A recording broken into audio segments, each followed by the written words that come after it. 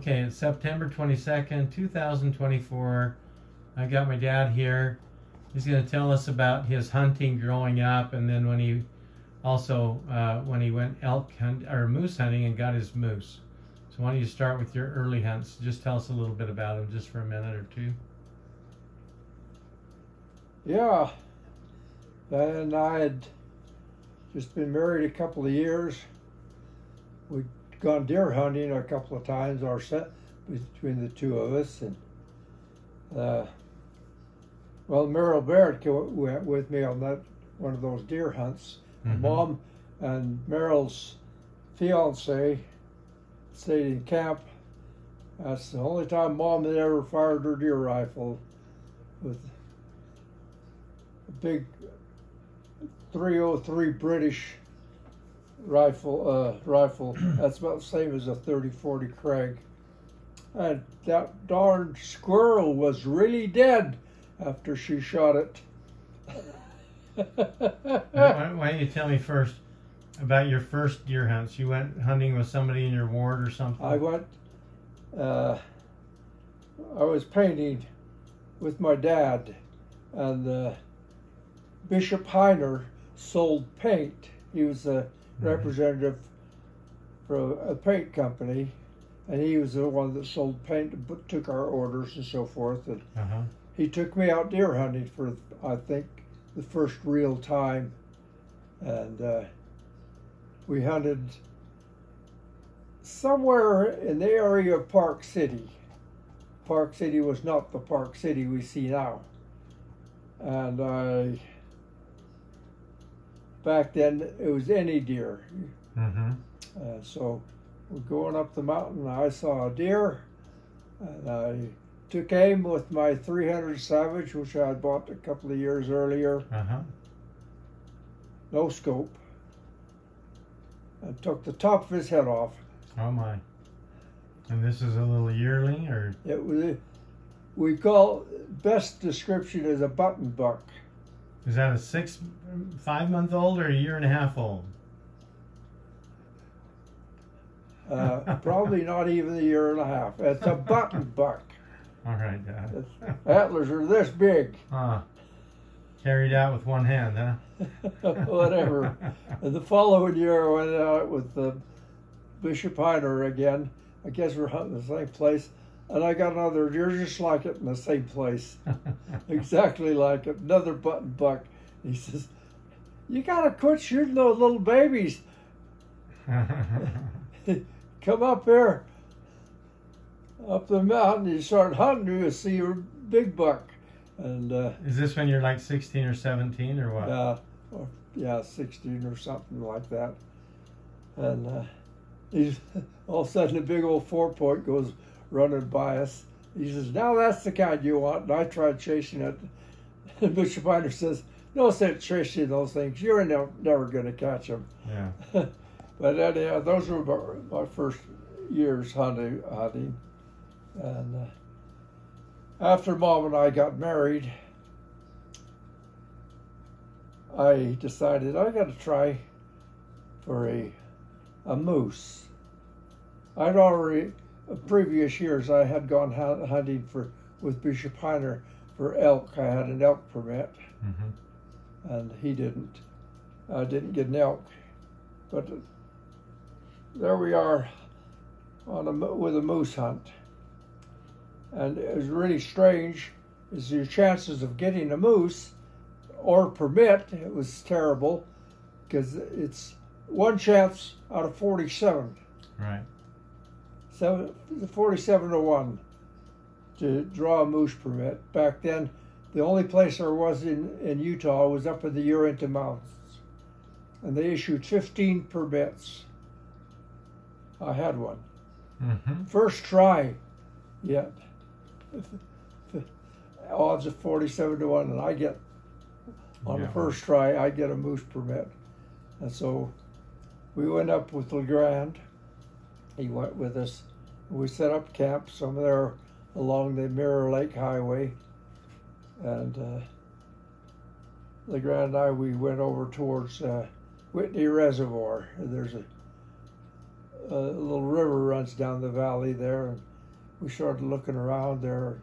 We could see there was moose somewhere, you know. They left their evidence. And we talked with another guy, he was happened there, and he says, hey, you look for moose. He says, you go back to Mirror Lake Highway, and then go up about part of a mile. He says, and you'll see a little dry creek goes up the mountainside there. Oh, it's on the west side of the highway?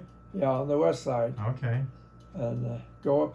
Says you follow that creek bed up there, and you'll get up into where there's willows and swamp.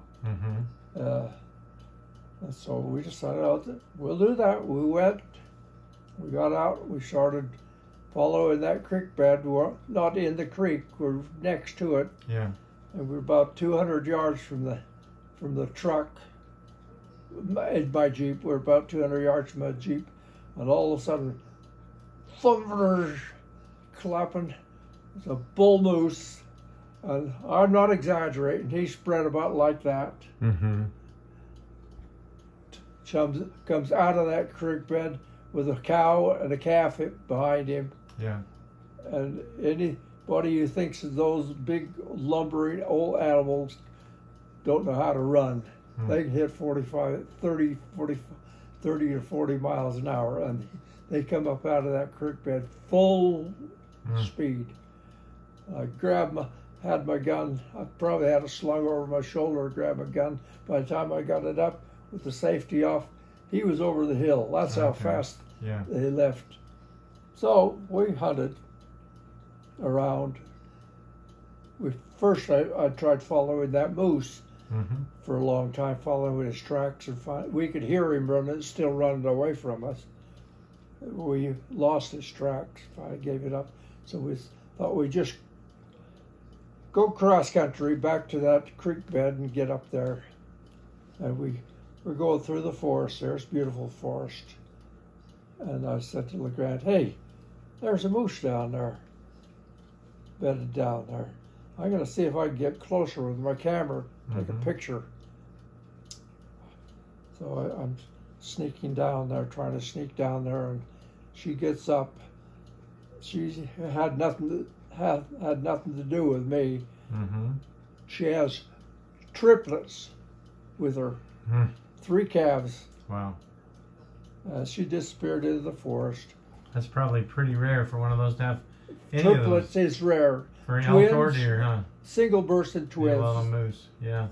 The triplets, rare. But anyhow, didn't see anything. So finally we got up there, got up to the swampy area, you know. Yeah. LeGrand saw a moose. I didn't see it, so I wasn't able to shoot. But they were there. And so we hunted the whole day, nothing. Okay. We hunted the next day, nothing. Nothing. And I went back to camp, and Mom and LeGrand went home.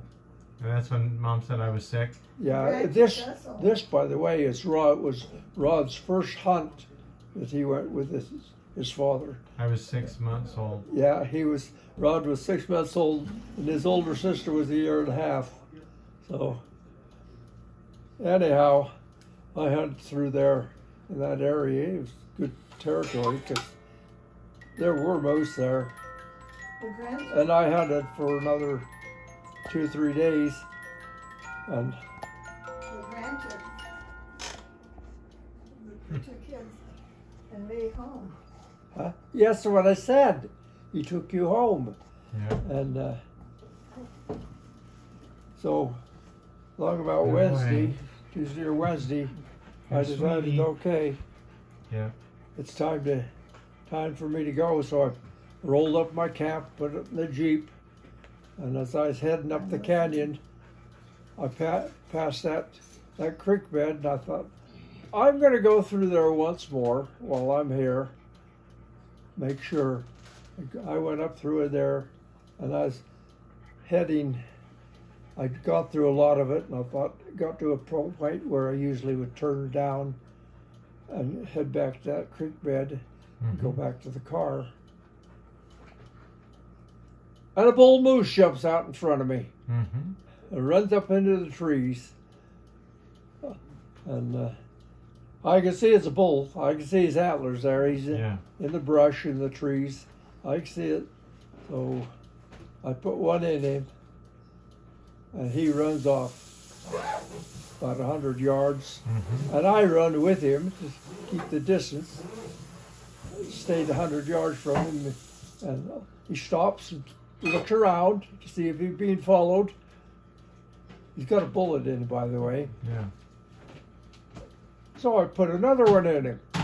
He stands broadside, and he does the same thing. Takes off, runs about 100 yards. I run 100 yards. He turns around to look, see if he's being followed. Bullet number 3. Oh, yeah. And he takes off again, runs up into the pine trees, and I follow. And he stops there under a pine tree and looks back, and I take another shot. Oh, really? 4th shot, and he stands there and looks. I'm thinking, he's probably getting a little heavy with all that lead in him. And all of a sudden his legs start to buckle. Down he went. I see. He's down. Now the fun begins. Imagine an 800-pound moose, or whatever it weighed. Yeah. You're alone. You have to clean him. Yeah. How? You'd hardly lift a leg. Yeah. But I had a block and tackle in my pocket. I thought that'd be a good thing to carry with me, and it was. I hooked it to a branch of the pine tree and hoisted a rear leg, opens him up, and climb inside and clean him out. And then I figured, okay, now I got to figure out how to get this thing down to the road. And so I start tagging trees. Yeah. You know, so I'd remember just exactly where he was. Maybe with your And knife? I found out I was only a quarter mile from the highway. Oh, with your knife, you're like scraping them to make the trail? When you said tagging trees, like taking off a little bit of bark so you can find your way back to the moose? No, I ripped up my orange shirt Oh, okay. into little strips and Yeah. tagged trees. Okay. And I found out I was only a couple hundred yards, a few hundred yards from the road. Okay. And I thought, hey, there's a guy right down this road with a camp, and he has a horse. I'll go ask him for help. So I drive down to where his camp was. He's gone home. Oh, fun. So I go into Evanston, call Mom, tell her that I got a moose. And it's all on the way back. As I passed a big camp, whole bunch of horses, maybe as many as 11 horses in that big camp. Yeah. And I stop in and I ask him, how you guys doing? He says, not a thing. We've been up here elk hunts at the same time as the moose hunt. For 5 days, and we haven't seen anything. For all week, he says, we haven't seen a thing. I says, well, I've got a moose laying on the side down there, up there. And by the way, elk, as I was going through this area yesterday, I said I had an elk bugle at me. Yeah. Then down in the next swale below me. Right. He's not very far. He's bugling at me, or whatever he's bugling at. Yeah. I said, I know there's nothing there. He said, these guys say, hey, Take us there. if you show us where this elk is, your moose will be in your truck. And so we went in there, their horses. The guy brings an axe with him, and he splits that moose right down the spine. Yeah. And of course the head's gone. Is off. So you put 2 half A half moose on 2 different half horses. a moose on each couple of good-sized horses. You Yeah. know? And I rode out with a third horse, Wow. on a third horse with the head and the antlers. And boy, were you grateful, huh? Oh yeah, I'm happy and proud. So we get on the highway. Guess who's there waiting for us? Fish and Game Oh. officer. You know, Yeah, I guess yeah. he saw the cars and so forth. Yeah. That were in the area there, and I guess perhaps he could hear us coming or something. And he's waiting, and he comes over and, hey, congratulations, that's a nice. I'm glad you got your moose. Says he'd be real happy with that. He says, now do you want to hear the bad news? I says, bad news? What bad news? He says, your moose is too small. It's not legal. That's where he said the antlers Yeah. were too small because they were Yeah. fully palmed or something.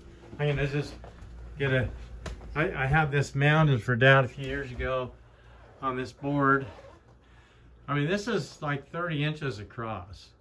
So not a bad moose, but this guy was saying it wasn't big enough, the Fish and Game. And if you look right here, you'll see someone had actually shot it right through the antler.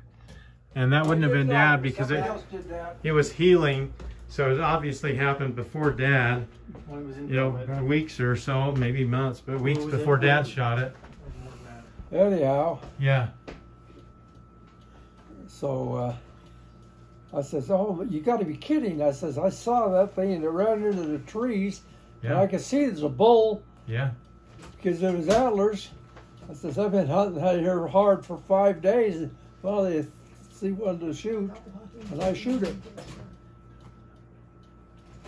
And he says, well, yeah. Fortunately, he's not one of these first year Fish and Game officers. He's been around for a while. He says, I'll tell you what, he says, I can understand you. He says, why don't you just go home and eat your moose, enjoy your moose. Yeah, that's nice. And so What year was that, Dad? How old were you? that was 1963. They'd only Oh, had a that's moose right. hunt. Because, yeah, I was 6 months old. That's right. 1963 when I was Yeah. born in March. 1963. They'd only had a moose hunt for a very, very short time. And so I was real fortunate to get that. And when we get home, I tell LeGrand that I got my moose. Yeah. And he says, hey, that's not bad. I think I'll try that. So Diane's brother, LeGrand, he puts in the next year as a first timer. I don't know what his odds would be. Mine was 47 to 1. His got to be terrible. Yeah. And he draws that permit that first year Yep. Well, I appreciate and ends up in the hospital with multiple sclerosis. Oh, yeah. Has to rip up his tag and throw it in the garbage. Because he didn't have a provision. Yeah, no provision in the proclamation. Once you had that tag, it was yours. Alrighty. So, Well, thank you for sharing that, Dad. yeah.